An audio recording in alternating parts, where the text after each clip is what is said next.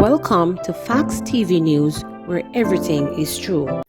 Man shot dead in St. Elizabeth. A St. Elizabeth man was shot and killed in Newtown near Black River in the parish on Wednesday night. Sources named the deceased as Omar Arnold, otherwise called Bull, a resident of Spring Park in the parish. Earlier this year, Arnold reported the injured in a shooting incident linked to a gang conflict, which left 2 people dead and others wounded. A police report said about 10:15 p.m., residents of Lovers Lane in Newtown heard loud explosions. The police were summoned to the community, where Arnold was found suffering from what appeared to be gunshot wounds. He was taken to hospital where he was pronounced dead. Statistics from the police show that up to October 29, St. Elizabeth recorded 32 murders since the start of the year, when compared to 19 for the corresponding period last year. Son charged for beheading mother in St. James. 29-year-old Shamar Brown, otherwise called Shem, the man detained in connection with the beheading of his mother in St. James, has been charged with murder. Reporters understand that charges were laid against Brown on Wednesday after a caution statement was given to investigators on the case. Residents of retirement St. James were left in shock after news emerged that 53-year-old Michelle Gail Brown had been found decapitated inside her house on Monday evening. Gail Brown is suspected to have been attacked by her son, who is presumed to be mentally ill. Brown surrendered to the police at the crime scene, emerging from a dark road with his hands held in the air. He was handcuffed and placed in the back of the police van on location. A court date has not yet been set for Brown. Cops seek cousin for raping 16-year-old schoolgirl. Police have launched a manhunt for the cousin of a 16-year-old schoolgirl who is accused of raping her in Clarendon. The incident reported happened in June, but was reported to the police last weekend after the girl's family was made aware of her ordeal. Police have declined to give the name of the relative for fear that the schoolgirl could be identified. It was reported that sometime after 9 a.m. on June 30, 2022, the child was on her way to school when she took a taxi that was being operated by the suspect. While on her way to the institution, the man drove into a lane and stopped the car. He then went into the front passenger seat where the 16-year-old was sitting, drew down her thighs and underwear, and then had sex with her against her will. The child did not say anything until recently. Family members got the wind of the incident, and the matter was subsequently reported to the police. Woman charged with theft of courthouse keys offered bail. The woman charged in relation to the disappearance of keys belonging to the St. Catherine Parish Court in September has been offered bail of $120,000. Janet Fletcher, 33, was offered bail when she appeared in the Kingston and St. Andrew Parish Court on Thursday. Ms. Fletcher, who is charged with simple larceny, is to return to court on January 16, 2023. A psychiatric evaluation report has revealed that she is unfit to plea. Senior Parish Court Judge Lori Ann Cole Montague, prior to offering her bail, highlighted the support Ms. Fletcher has been receiving from family members, some of whom were in court. The judge said it was not her desire to keep the accused in custody. Allegations are that on September 13, Ms. Fletcher visited the Spanish Town police station to make a report, and while there reportedly removed a bunch of keys belonging to the parish court. The keys are held at the police station for safekeeping. An intelligence-driven operation by the police led them to Ms. Fletcher's home in St. Catherine. The police reported that the keys were found at the premises. She was taken into custody and later charged with simple larceny. Drum therapy hailed as verbal mechanism for tackling trauma, stress, factors of violent behaviors. Drum therapy is being hailed as a verbal mechanism for tackling trauma, stress, and all other non-communicable factors that tend to result in violent behavior.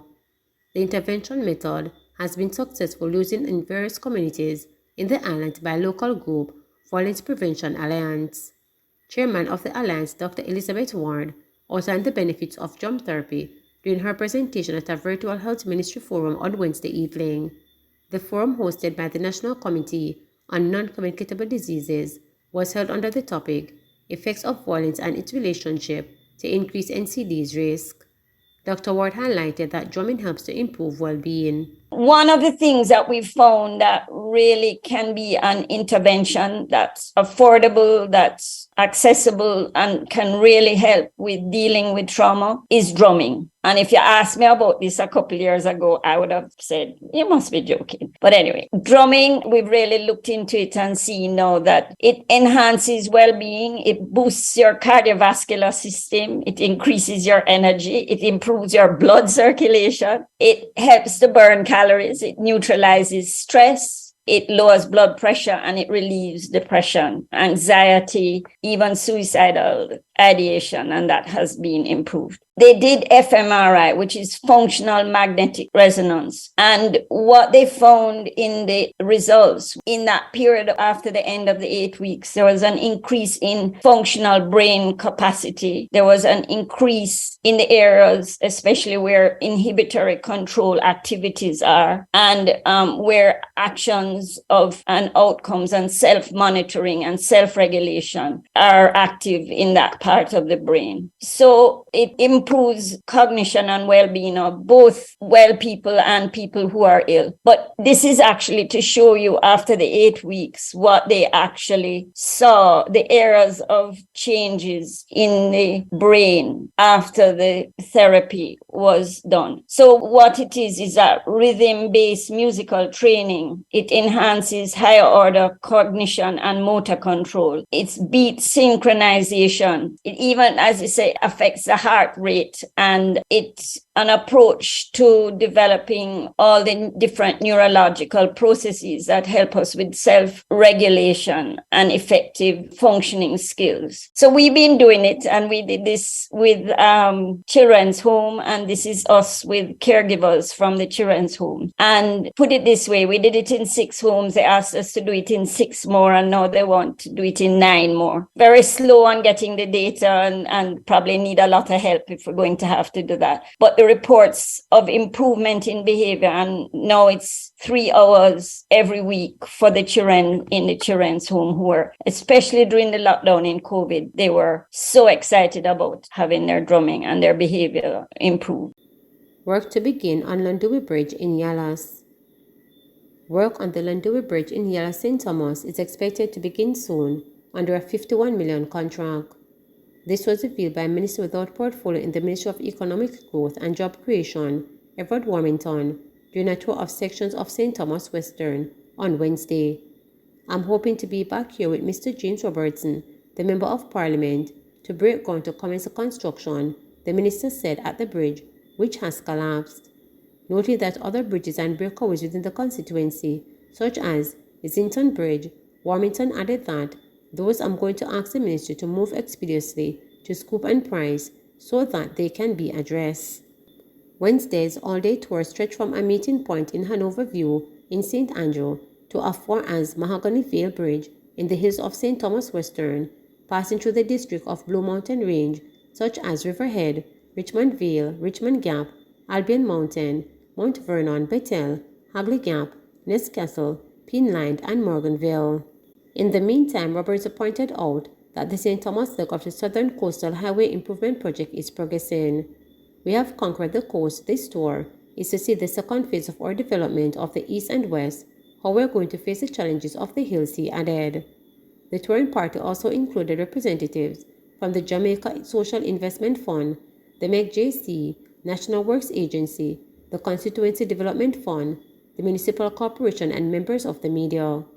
After visiting 22 districts served by 5 schools, Mr. Warmington noted that most road structures are in very bad condition and would need special resources to be addressed. He said that from Mount Vernon to East Rural St. Andrew, there are at least 6 breakaways, and that he has given instruction to have them scoped and designed. To date, I'm told that 3 of the designs are completed. I believe we have to take some immediate action to try and correct what we have there now. We are going to be cutting down part of the embankment to widen that which is there, so that it would be much easier for vehicular traffic to traverse there, the minister stated. Please remember to subscribe, like, share, and click the notification bell.